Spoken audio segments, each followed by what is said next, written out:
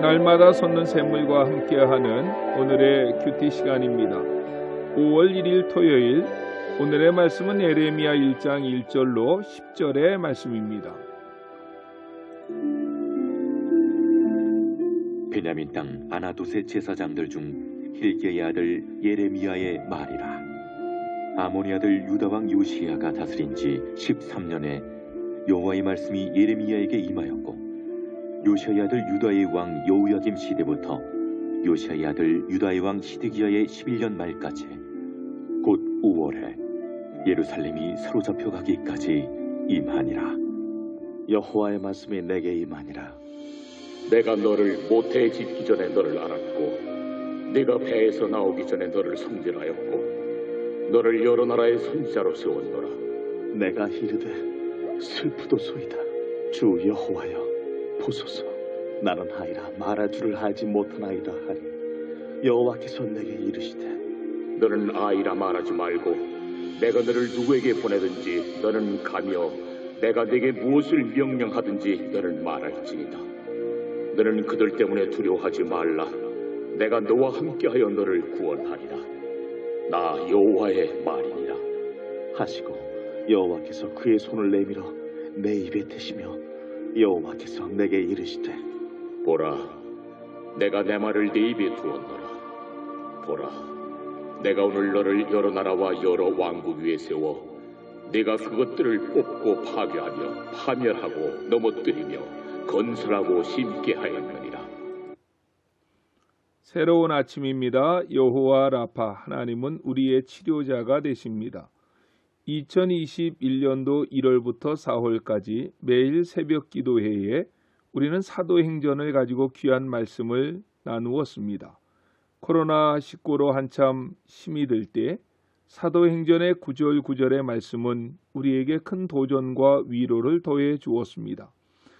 이제 우리는 예레미야서를 가지고 오랫동안 새벽잠을 깨우게 될 것입니다.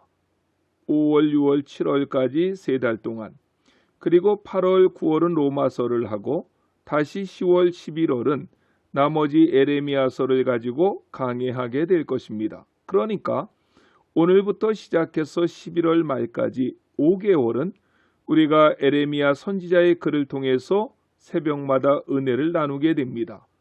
이 기회에 구약 성경의 큰 산과 같은 예레미야서를 함께 손을 잡고 천천히 넘어가면서 큰 산이 우리에게 주는 깊은 말씀의 능력을 체험하시는 안천의 성도님들이 되시기를 간절히 축원합니다.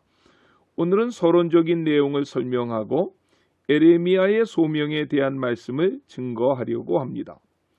모든 선지서는 서론적 배경을 말씀하고 있는 1장의 초반부가 매우 중요합니다. 예레미야 1장 1절로 3절을 함께 보시겠습니다. 베냐민 땅 아나돗의 제사장들 중 힐기야의 아들 예레미야의 말이라. 아몬의 아들 유다 왕 요시야가 다스린 지 13년에 여호와의 말씀이 예레미야에게 임하였고, 요시야의 아들 유다 왕 여호야김 시대부터 요시야의 아들 유다의 왕 시드기야의 11년 말까지, 곧 5월에 예루살렘이 사로잡혀 가기까지 임하니라 라고 했습니다. 예레미야서 1장 1절로 3절을 통해서 볼 때 예레미야 전체를 이해하는 데 필요한 많은 정보들이 있음을 보게 됩니다. 일단 예레미야는 베냐민 땅의 사람이라는 것입니다. 더 중요한 것은 그가 선지자로 부름을 받았을 때는 요시야 왕이 다스린 지 13년 되던 해였습니다. 요시야는 어떤 왕입니까? 요시야 왕은 남북 이스라엘 열왕들 중에서 가장 선한 왕이었습니다. 열왕기하 23장 24절로 25절에 보면 요시야가 또 유대 땅과 예루살렘에 보이는 신접한 자와 점쟁이와 드라빈과 우상과 모든 가증한 것을 다 제거하였으니, 이는 대제사장 힐기야가 성전에서 발견한 책에 기록된 율법의 말씀을 이루려 함이라. 요시야와 같이 마음을 다하며 뜻을 다하며 힘을 다하여 모세의 모든 율법을 따라 여호와께로 돌이킨 왕은 요시야 전에도 없었고 후에도 그와 같은 자가 없었더라고 했습니다.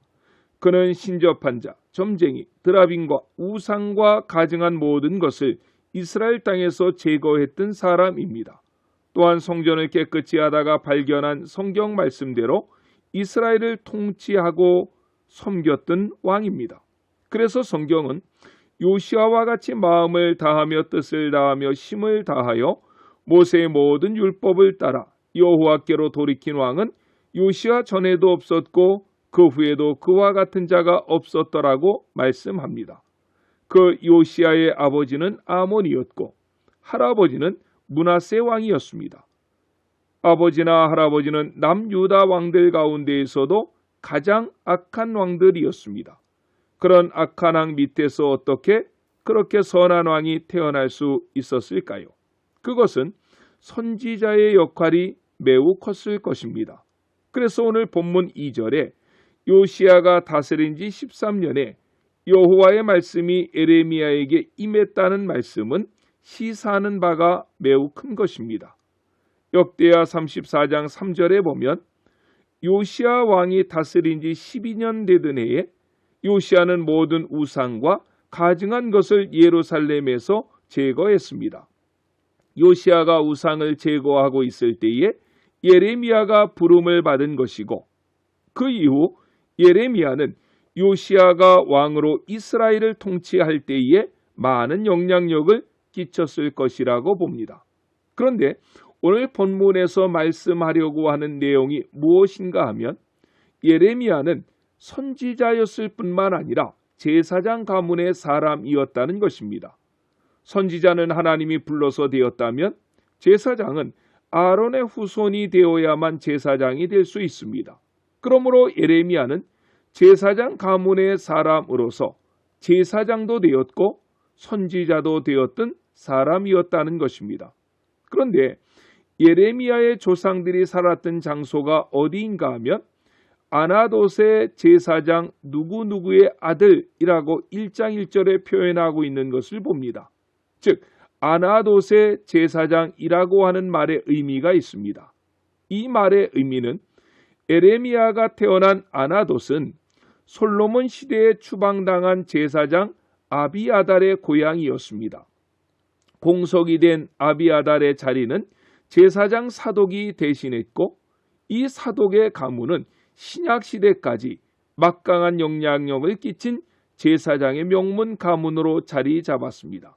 그래서 사독의 후손이라고 하는 의미로 예수님 당시 사두개인이라고 하는 그룹의 사람들이 등장하기까지도 했습니다. 그러므로 권력의 중심에서 쫓겨난 아비아달 가문의 제사장들은 낙향하여 아비아달의 고향의 둥지를 들었는데 아비아달의 고향이 바로 아나돗이었다는 것입니다. 즉 에레미야는 추방당한 제사장의 후손이었다는 말이 됩니다. 추방당한 제사장의 후손이니까 아무래도 위축되었을 것입니다.